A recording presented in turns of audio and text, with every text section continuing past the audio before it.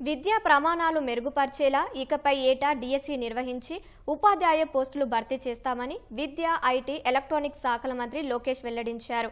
రాష్ట్రంలో 81 లక్షల మంది నిరక్షరాస్యులు ఉండటంపై విస్మయం వ్యక్తం చేసిన ఆయన 100% అక్షరాస్యత సాధన కోసం అక్షరాంధ్ర కార్యక్రమం చేపట్టామని తెలిపారు. పాఠశాల, ఇంటర్మీడియట్, ఉన్నత విద్య, సమగ్ర శిక్ష అభియాన్లపై ఉండవల్లిలోని నివాసంలో మంత్రి లోకేష్ సమీక్ష నిర్వహించారు.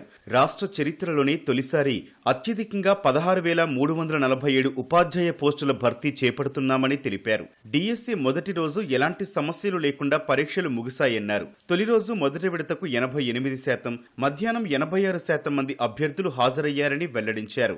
రాబోయే 4 ఏళ్లలో ఏపీ మోడల్ విద్య తీసుకురావడమే లక్ష్యంగా పనిచేస్తున్నామని లోకేష్ తెలిపారు. ఇదివరకు ఎప్పుడూ లేని విధంగా అత్యధిక మంది ఉపాధ్యాయులకు పదోన్నతులు కల్పించామని గుర్తు చేశారు. ఉపాధ్యాయుల బదిలీలు, పదోన్నతులు పారదర్శకంగా నిర్వహిస్తున్నామని ఉద్ఘాటించారు. 27,000 మందికి పైగా స్కూల్ అసిస్టెంట్ల బదిలీలను ఆన్లైన్ విధానంలో పారదర్శకంగా చేపట్టామన్నారు. ఇదివరకెన్నడూ లేని విధంగా 4,000 మందికి పైగా టీచర్లకు స్కూల్ అసిస్టెంట్లుగా ప్రమోషన్లు కూడా ఇస్తున్నామని తెలిపారు. ఎలాంటి రాజకీయ జోక్యం లేకుండా టీచర్ ట్రాన్స్ఫర్ యాక్ట్ మేరకు పూర్తి పారదర్శకంగా బదిలీలు, ప్రమోషన్లు ఇస్తున్నట్లు మంత్రి వివరించారు.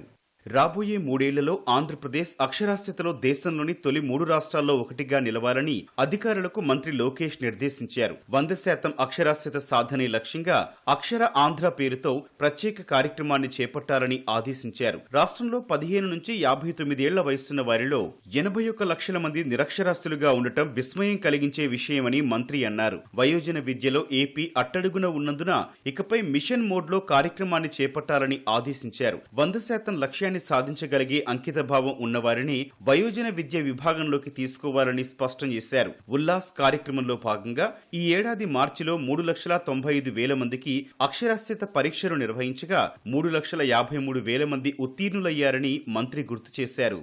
నైపుణ్యం యాప్ను ఉన్నతీకరించారన్న మంత్రి లోకేష్ పోర్టల్లో అభ్యర్థుల నమోదు, శిక్షణ, సామర్థ్య పరీక్ష, సర్టిఫికేషన్, ఉద్యోగాల కల్పన, పరిశ్రమల అనుసంధానం, పరిశ్రమల్లో ఖాళీల వివరాలను పొందుపరచాలని అధికారులను ఆదేశించారు. సెక్టార్ల వారీగా ఉద్యోగ నియామకాలు, జాబ్ మేళాల వివరాలను పోర్టల్లో ఉంచాలన్నారు. రాష్ట్రానికి మంజూరైన 125 ఆటిజం కేంద్రాలను వీలైనంత త్వరగా ప్రారంభించేలా చర్యలు చేపట్టాలని మంత్రి ఆదేశించారు. రాష్ట్రంలో ఖాళీగా ఉన్న వివిధ విశ్వవిద్యాలయాల ఉపకులపతుల పదవులకు సెర్చ్ కమిటీల ద్వారా వీలైనంత త్వరగా పేర్లు సూచించాలని నిర్దేశించారు. వివిధ వర్సిటీల చట్టాలను సమీక్షించి అతి త్వరలో ఏకీకృత చట్టాన్ని తీసుకురావాలని ఆదేశించారు. నాణ్యతలో రాజీ పడకుండా ప్రైవేటు కళాశాలలకు ఎన్ఓసీలు ఇవ్వడాన్ని మరింత సులభతరం చేయాలని సూచించారు. రాష్ట్రంలో ISB, IIIT, EFLU, South Asian University, NIPER, విదేశీ విశ్వవిద్యాలయాల ఏర్పాటుపైన మంత్రి సమీక్షించారు.